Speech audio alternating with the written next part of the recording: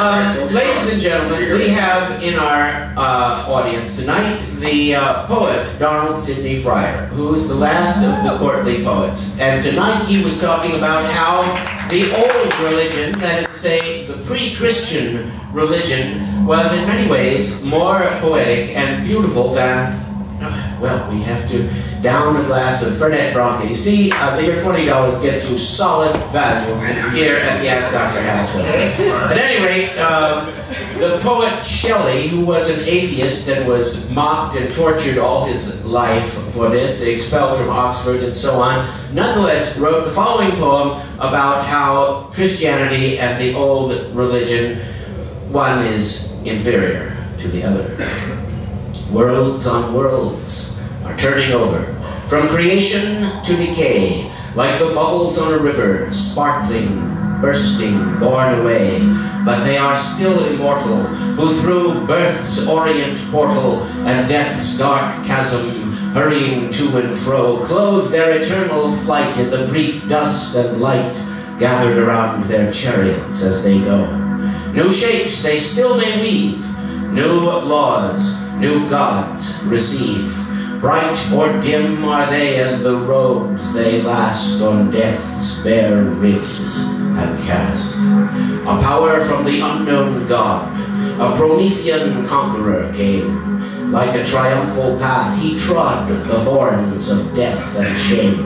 A mortal shape to him were like the vapor dim which the orient planet animates with light.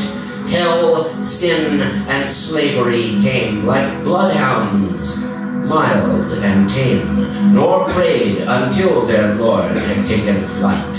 The moon of Muhammad arose, and it shall set, as while blazoned on heaven's immortal noon, the cross leads generations on.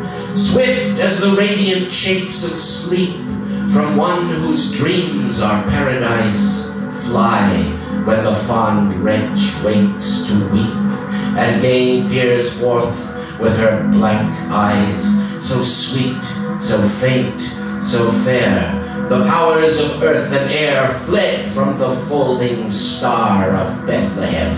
Apollo, Pan, and Love, and even Olympian Jove grew weak, for killing truth had glared on them. Our hills and seas and streams, dispeopled of their dreams, their waters turned to blood, their dews to tears, wailed for the golden years. If a one-armed Viking is masturbating and dies of a heart attack or self-asphyxiation, can he enter Valhalla? Of him it may be said, he loved not wisely but too well. But can he enter Valhalla? Well, only if the metaphorical extension of the enter Valhalla requirement of dying with a sword in your hand is accepted by the Norns. You know, it's not Dr. Hal who decides whether a Viking gets to go to Valhalla. It's the Norns, three very grim and stern old ladies. Now, how far do you think somebody's going to get with, pardon me, his dick in his hand, with these three old bags sternly and coldly looking at him as he attempts to cross the threshold between life and death? If it were up to the bearded berserks swilling down cups of ale, draining the oaken pail filled to o'erflowing in Valhalla, no doubt they'd let this diddler in. But I don't know about these three grim, unforgiving old ladies. And one of them has a long pair of scissors in her claw-like hand. I think that would take the sword, that would make the sword less of a sword just to see that, let alone if these snips were to be activated. And so I have to say, probably not. I like to do nice things for people. I'd like to let him in, but you know, My hands are tied here. It's bigger than me. It's bigger than you. It's up to the grim old biddies known as the Norns, who weave the doom of the world, and will until Ragnarok, the twilight of the gods. My God. We've got... Oh, what the? It's the Cassini Orbiter! Wow. There it is, ladies and gentlemen. Amazing. On its space mission. Don't drop it.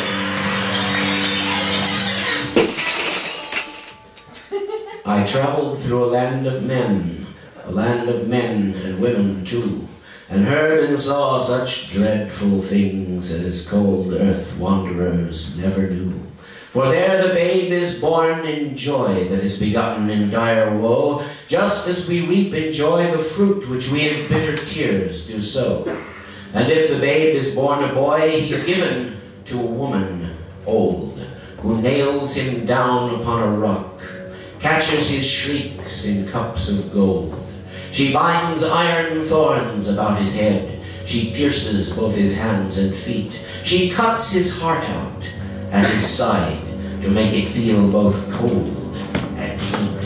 Her fingers number every nerve, just as a miser counts his gold. She lives upon his shrieks and cries, and she grows young as he grows old, till he becomes a bleeding youth, and she becomes a virgin bright. Then he rends up his manacles and binds her down for his delight. He plants himself in all her nerves, just as a husbandman his mold, and she becomes his dwelling place and garden fruitful 70-fold. An aged shadow, soon he fades, wandering round an earthly cot, fulfilled all with gems and gold, which he by industry has got. For these are the gems of the human soul, the ruby and pearl of the lovesick eye, the countless gold of the human heart, the martyr's groan, the lover's sigh. They are his meat, they are his drink. He feeds the beggar and the poor and the wayfaring traveler. Forever open is his door.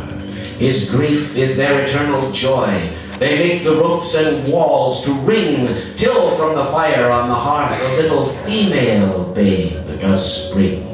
And she is all of solid fire, and gems and gold, that none his hand dare stretch to touch her baby form, or wrap her in his swaddling band. But she comes to the man she loves, if young or old, or rich or poor. They soon drive out the aged host, a beggar at another's door. He wanders weeping far away, until some other take him in, oft blind and age-bent, sore distressed, until he can a maiden win. And to allay his freezing age, the poor man takes her in his arms. The cottage fades before his sight, the garden and its lovely charms. The guests are scattered through the land, for the eye-altering altars all.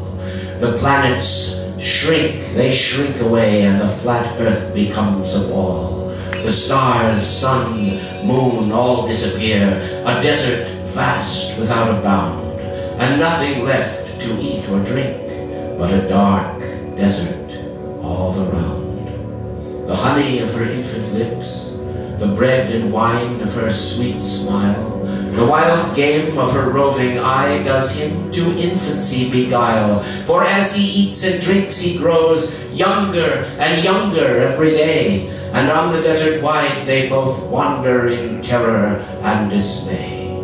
Like the wild stag she flees away, her fear plants many a thicket wild, while he pursues her night and day, by various arts of love beguiled, by various arts of love and hate, till the wide desert planted o'er with labyrinths of wayward love, where roam the lion, wolf, and boar. The trees give forth sweet ecstasy to all that in the desert roam, and many a city builded here, and many a pleasant shepherd's home. But when they spy the frowning babe, terror strikes through the region wide. They cry, the babe is born, and flee away on every side. For who dare touch that infant form? His arm is withered to the root. Lions, wolves, boars, all howling flee, and every tree does shed its fruit. And none dare touch that frowning form, except it be a woman old. She nails him down upon the rock, and all is done as I have told.